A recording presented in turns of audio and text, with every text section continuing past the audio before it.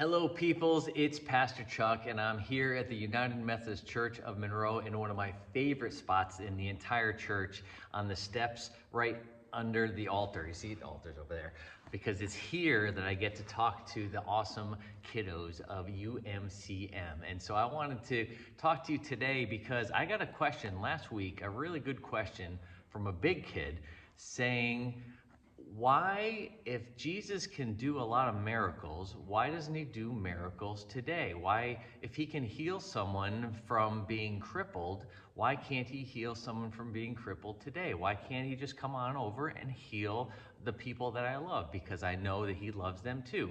And that's a really good question. And the best way that I could answer that question is to say that God's ways are not our ways. That's kind of a really fancy way of saying sometimes the things that we think are good are not the things that God thinks are great, because God has great ideas. We all have good ideas.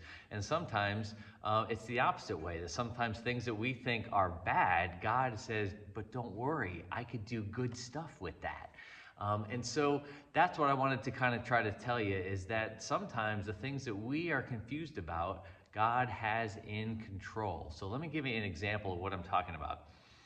Do you know about butterflies? Like, you know where butterflies come from? They come from little caterpillars, right? Caterpillar goes into a cocoon, and then once he's ready, and then once those all wings are starting to grow in the cocoon, they bust out of the cocoon and it becomes a beautiful butterfly. Well, I just got this awesome card during this week, and it just reminded me. I was thinking, how can I explain this thing to the kiddos? And I got this beautiful card of a butterfly, and I wanted to show that to you, so I want to show it to you right here. Anyway, so it reminded me of how butterflies come to be, because butterflies are a beautiful creation of God. I think you got to admit it. There's like beautiful colors, and they flutter around, and they're just gorgeous. But those wings are really what make them so gorgeous, right? Well, here's the deal. When a little caterpillar goes in and becomes a little cocoon and then busts out of a cocoon, it's hard for that little caterpillar to bust out of that cocoon. It probably hurts, and like he has little wings that haven't been able to even work yet, and he's trying to bust outside of that cocoon, and it hurts, and it's hard, and he's probably getting tired. It probably takes hours for him to get out of there. So here's what one very smart scientist once thought one time. He said, you know what? Let me go cut a slit, and be very, very careful. Cut a slit into that cocoon so that the butterfly doesn't have to work as much. And you know what happened? The butterfly came out so quickly, and it took him no time at all, and it probably didn't hurt at all. But you know what happened? The wings never grew. That's right.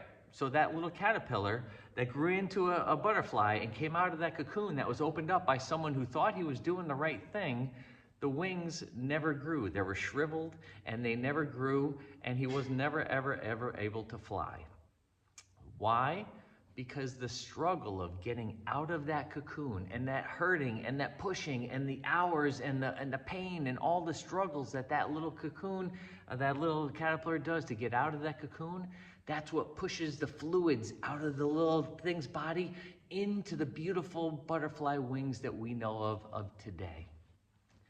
So even though that scientist thought that he was doing a good thing, God had a better plan in mind. He says, listen, I know that you think that you're doing a good thing, but if I allow that little caterpillar to struggle to get out of that cocoon, he's going to be the most beautiful butterfly anyone has ever seen.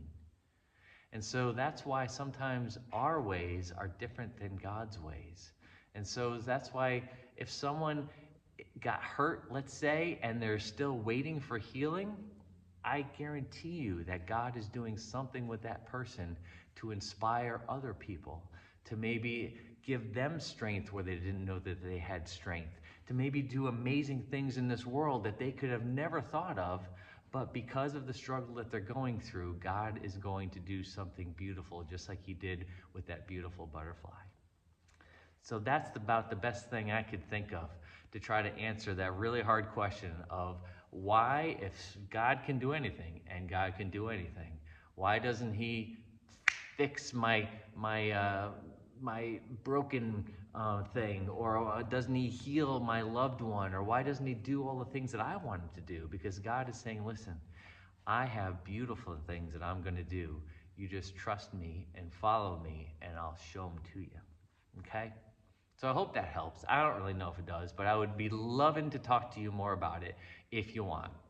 So just let me know. I'm here. You could email me, you can call me, you can do whatever you want, but this is my little special note to you in the hopes that you could trust God, that even though sometimes things don't look like they're going the right way, God's always in control. And so trust him. That's why I come here and I say, God, you're awesome. Just tell me what you want me to do today. Love you guys. Talk to you soon. Bye-bye.